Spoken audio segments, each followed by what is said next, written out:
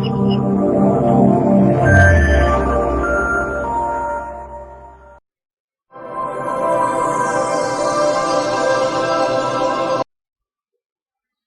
back to a series of lecture on digital image processing.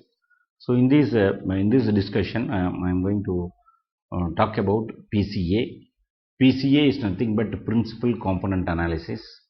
Principal component analysis, again, it is the analytical part of the digital satellite data, and we have many methods. That initially I have told you that how this digital satellite data performs based on the digital numbers. If one starts by looking the satellite data, we normally advise a digital image processing specialist to look at the first histogram. What do you mean by histogram? Histogram, if you look at the histogram of the particular satellite images, you will know that what is the spectral percentage of the amount of reflection with respect to the particular area in different domains. By look at spectral histogram, you will know that what is the lower limit of the reflectance starts, what is the higher limit of the reflectance starts. What does it mean? That in your all three bands, the lower limit and the higher limit will be there. But by looking one band by one band, by taking multispectral data, we will sometimes comfortable to work with one band and then interpret or extract the information. But by taking two bands, okay, it is. By taking three bands together and four bands together, sometimes we have up to 8 band, and in hyperspectral many bands. If you really wanted to take some 2-3 bands together and then see what is the, if you superpose and then you start work interpret with the satellite data, digital satellite data, you will not feel more comfortable. So what this principal component analysis will do, it will club together of 2-3 bands, and once if you take up these two bands, suppose if you take x in x-axis one band and y-axis the other band, you will not so comforted then. But if you fuse together and then see, you will get that scatter distribution of the pixel information. There you start to play whether you like to interpret more on what combination of the satellite data. So you have PC principal component. It means it is grouping together or all the band informations and then reducing the volume and reducing the capability of the interpretation by taking two or more. Let us see that how this will be there with respect to satellite data. It is a short form represented as a PCA. It is a method in which raw data is transformed into new image. It is a method by which it is taking the information from raw to new image, which is more interpretable than the original data. Yes, that's what I said. Your interpretation capacity will increase by applying this PCA. The main advantage of PCA is that it may be used to compress the information content of a number of bands into just 2 or 3 turns. That's what I said. You take one band or maybe 2 band, 3 band, and they transform the information for the easy users. To perform PCA, we apply transformation principle to a corrected set of multispectral data. Adjacent bands of multispectral data, since images are generally correlated with the data, and you see they have represented with two vegetations. One is that it is showing negative, one is it is showing positive. Among visible band, vegetation is showing positive correlation. Among infrared, by taking infrared visible, it's showing negative correlations.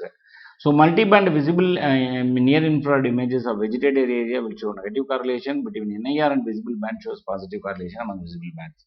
So this is the confusion that you can go for better understanding of this. Positive and negative correlation is due to spectral characteristics of vegetation and its greenness. The presence of correlation among the bands of multispectral images implies that there is a redundancy in the data. It means that we will have to see what sort of redundancy it is there. Some information is being repeated. It's repetition of information between two bands.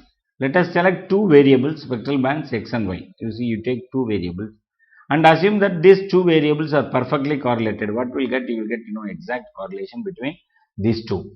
This is called perfect correlation.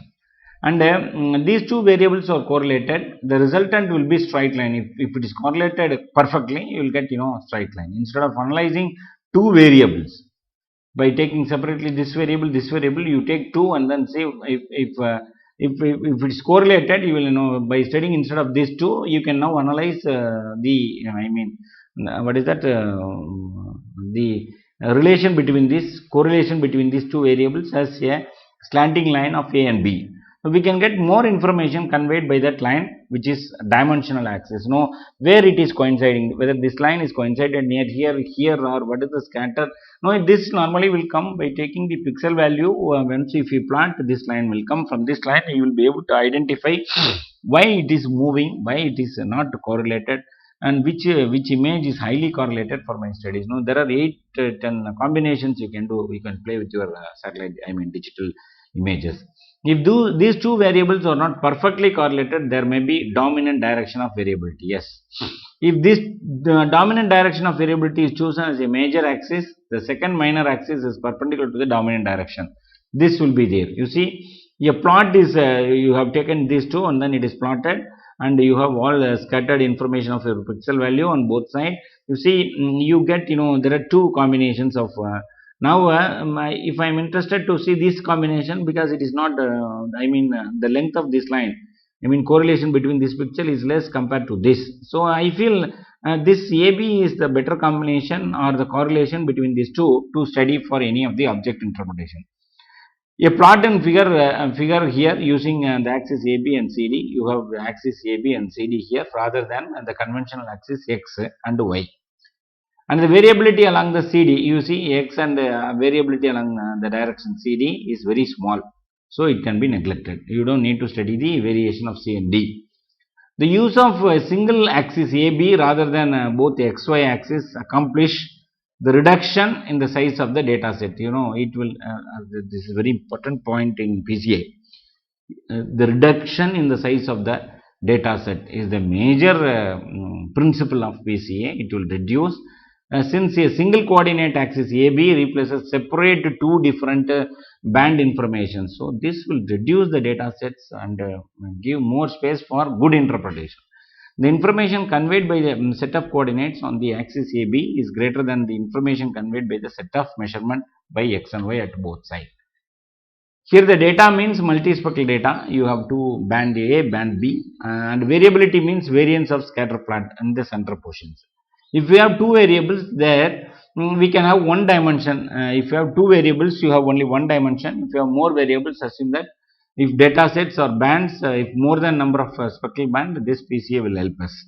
At this stage, we can know the purpose of PCA analysis, which is to define number of dimensions that are present in a data set to fix the coefficients which specify the position of the data. Yes, suppose if we have 8 band information, that is there even in the next slide.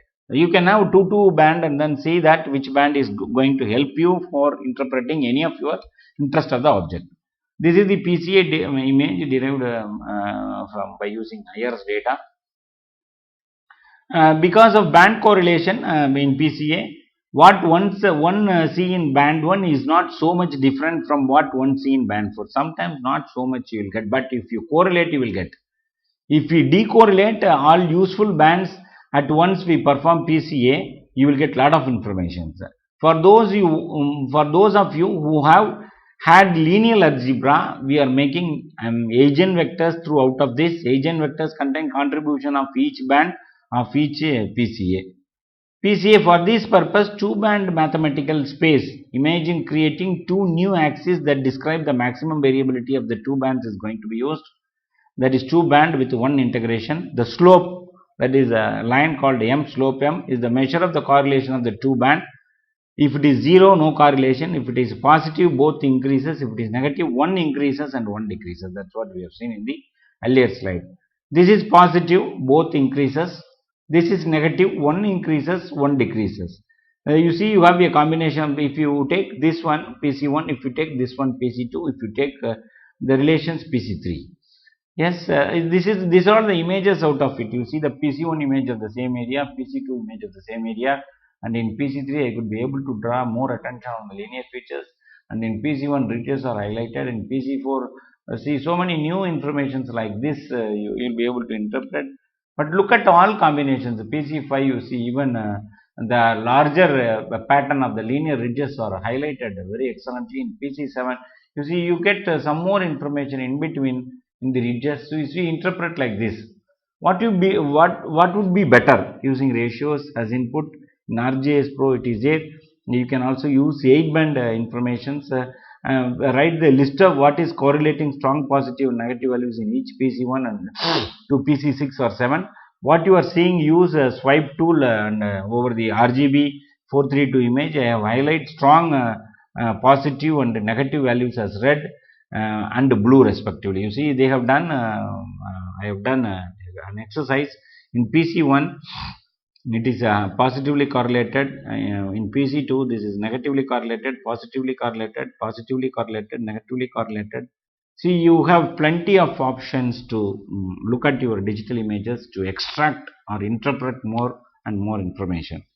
So PCA is a classical analytic tool for us to interpret more and more for satellite data. With this, you will understand that how PCA is going to be helpful for us. So thank you very much.